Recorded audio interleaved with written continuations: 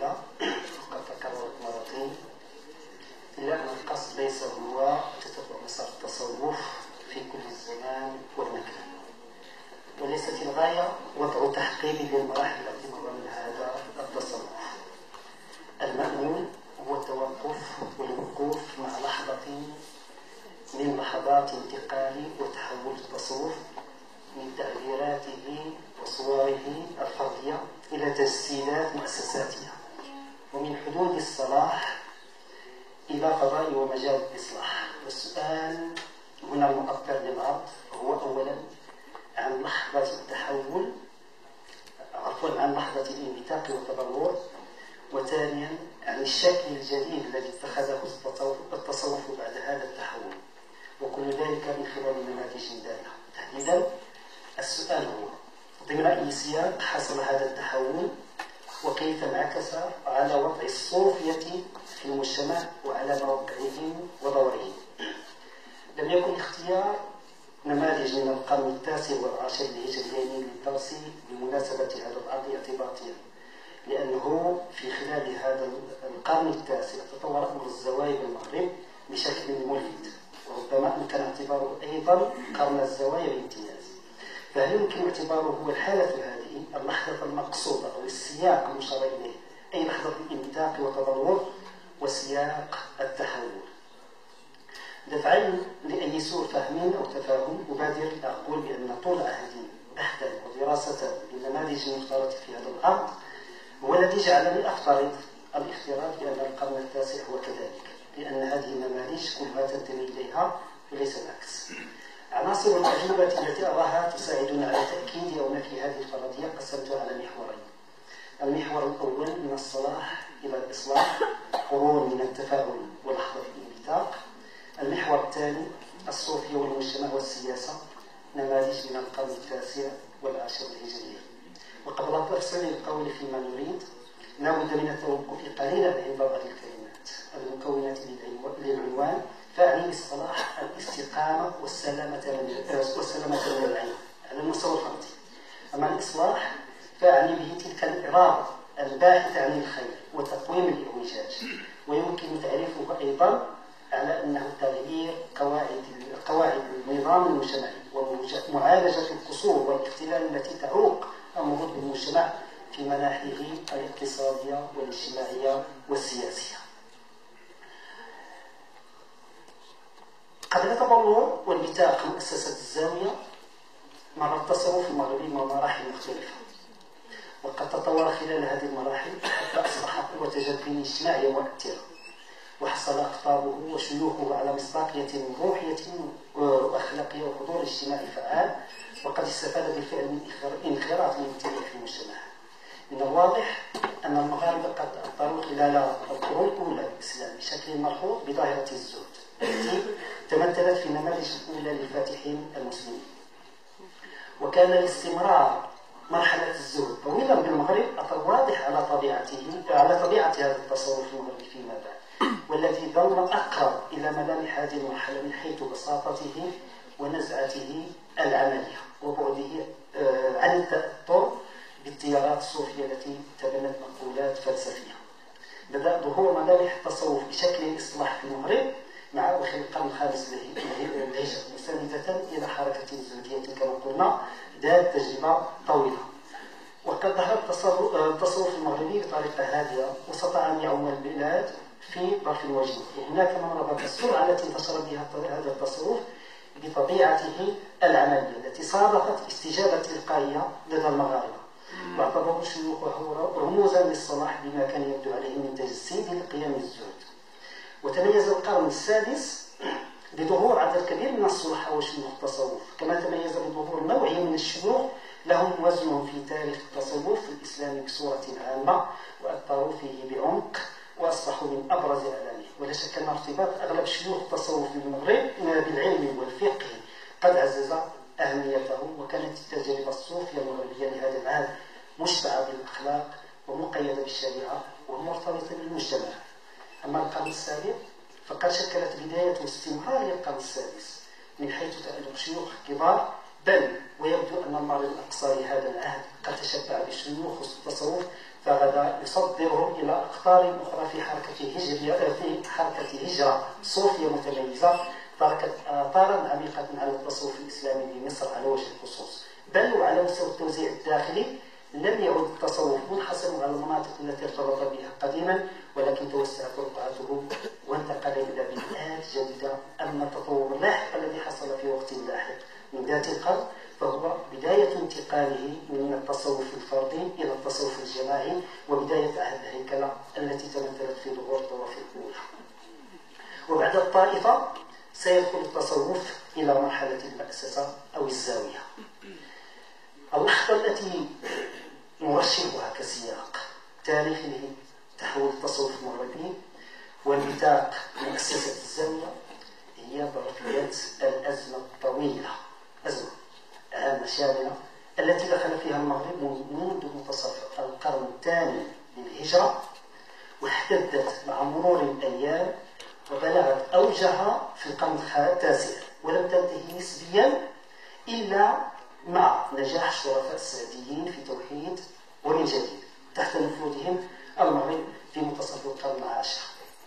سميت بأزمة القرنين من منتصف القرن الثاني إلى منتصف القرن العاشر، وكانت أزمة عامة وعميقة متعددة العناصر كما كانت شاملة البلاد والعباد.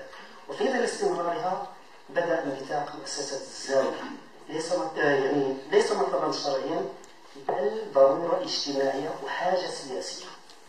بدأت الأزمة على ما يبدو طبيعية، حيث أصيبت البلاد في منتصف القرن الثاني بوباء خطير سمي الطاعون الأسود، وسماه ابن خلدون بالطاعون الجارف الذي طوى كثير من محاسن العمران ومحاها، وجاء للدول على حين هرمها فخربت الأمصار والمصانع وورثت السبل والمعارف وخلت الديار والمنازل وضعفت الدول والقبائل وتبدل الساكن، وكان له ولبقية الكوارث الطبيعية آثار كبيرة على الأوضاع السياسية والاجتماعية والاقتصادية والثقافية والدينية. ومن أهم ملامح ذلك تراجع قوة الدولة المالية، وشملت الأزمة الحياة الفكرية والثقافية والدينية. هكذا أصيب الاقتصاد نكسة كبيرة وتدمر العمرة وفرغت البوادي وانغلقت الجبال، وأصيب المخزن المالي بالإفلاس والضعف، وانحلت أجهزة الإدارة، وقام على الدولة الكثير من الثوار، وتنمرت الأعراض وانعدم الأمن، وفقدت الدولة المارينية هيبتها وسيطرت على المغربين الأوسط والأدنى، كما اشتد ضغط المسيحيين في الأندلس، وسقطت بعض الثغور بين الإسبان والبرتغاليين، وبدا بنو الأحمر يتدخلون في شؤون البلاد، وبذلك تدهورت دولة بني مرين وقامت مقامها دولة بني وطاس، لكنها كانت هي الأخرى عاجزة وضعيفة منذ بدايتها، حيث لم يركب الطاسيين عن بني أمومتهم سوى الضعف والعجز. ولقد أدى استمرار الأزمة بكل أبعادها وتجلياتها وتشعباتها وشموليتها وعموميتها إلى دخول البلاد في فراغ سياسي مزمن، فتعددت السلطات والتيارات. وفي كتاب الوصف الأفريقي للحسن وزان وأفريقيا لمارمور البحار وصف تفصيلي للدمار والخراب الذي أصاب مختلف البنيات في إحدى أوصاف وزان. بعض المناطق يقول لا سلطان لهم فيحكمون أنفسهم حتى إنهم يكونون منقسمين ومتحاربين في غالب الأحيان، ولا تطول هدنتهم أكثر من 3 أيام في الأسبوع، يتقاتلون كالوحوش. وزاد من حدة هذه الأوضاع المضطربة تفاقما الأخطار المترتبة عن الوجود الإبري على السواحل. في ظل هذه الأزمة وفي ظل هذه الظروف الصعبة انبثقت مؤسسة الزاوية باعتبارها مؤسسة دينية واجتماعية كان حضورها قويا ومتميزا في المجتمع، وكانت قدرة شيوخها كبيرة على استقطاب المغاربة وتعبئتهم، واستطاعت ملء الفراغ الذي تركه ضعف الدولة المركزية المارينية والوطاسية، وحدث بهذا الانبثاق والتدهور تحول كبير وعميق في مواقع الصوفية وأدوارهم. لعل النموذجين اللذين سننطلق منهما لتحليل موقع ودور الصوفية الاجتماعي الجديد هما الشيخ القاوي شيخ زاوية القرب والشيخ التنسي شيخ زاوية التنسي في سوس. ففي ظل أزمة القرنين كانت سوس من أكثر المناطق معاناة وتضررا من كل وجوه الأزمة، حيث كان أهلها في أمر مريج لعدم أمرهم يجتمعون عليه وتجتمع به كلمة الإسلام. وقد تسببت الأزمة في سوس أن ضاعت الحقوق وانقطع في السبل واحتل القوي الضعيف وتعطلت الأحكام.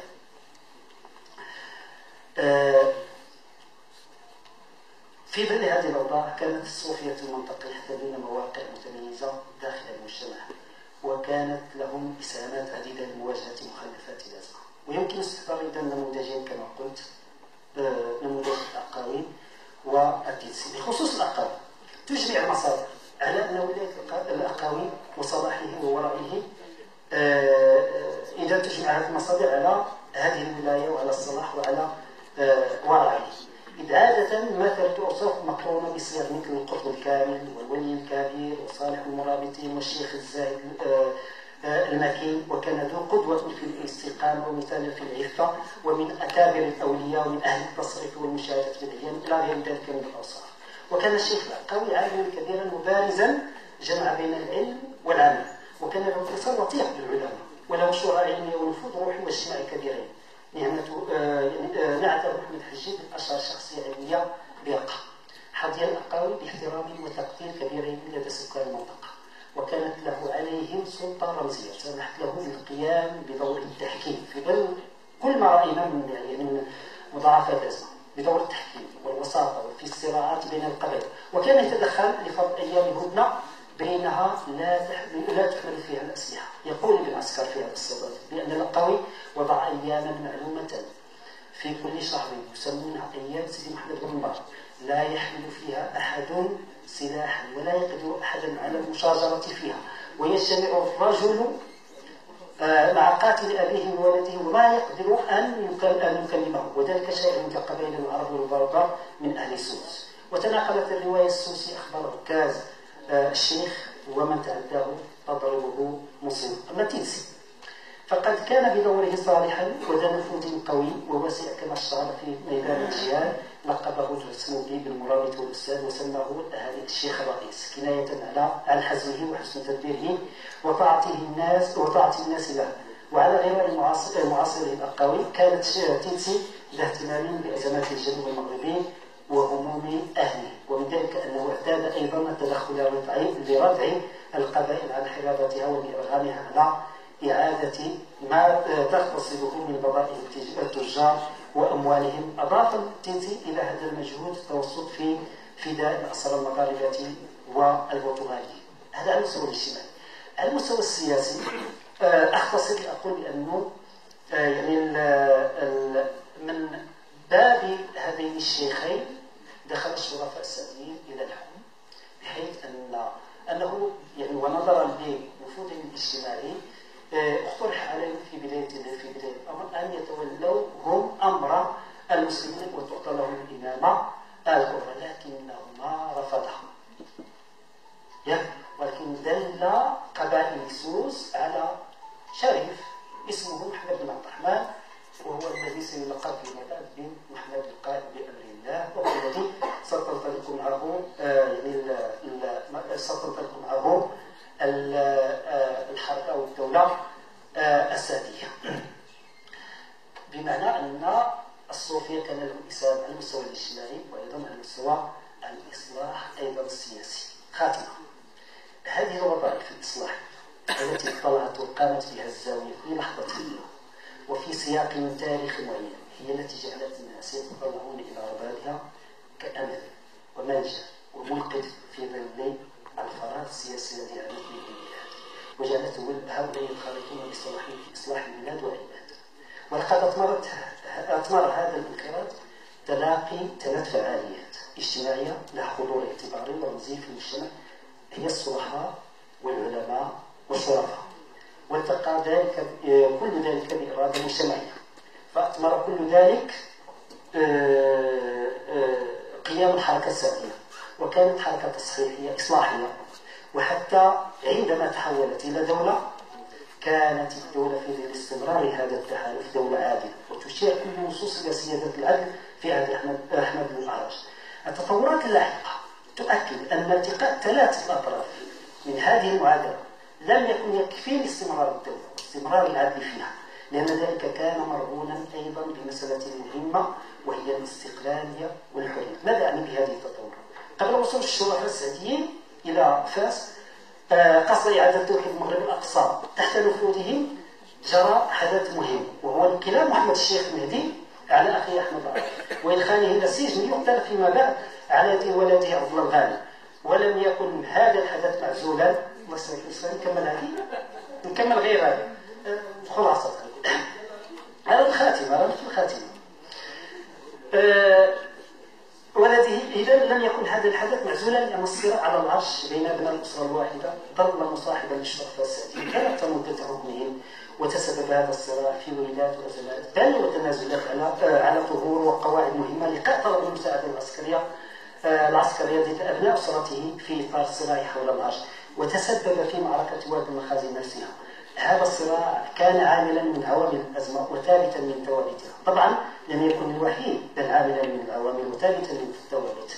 المسألة الثانية وهي التي سوف أختم بها أو الحدث الثاني، وهو أنه بعد دخول محمد الشيخ المهدي إلى فاس وتمهد له الملك بعد أن قضى على آخر الوطاسيين أعاد بناء مشروعه السياسي على مقولته المشهورة: لا يجتمع في الغمد صفان ولا يجتمع في شاشة واحدة رأسان، وآمن بأنه الواحد الأحد الذي لا شريك له في الملك،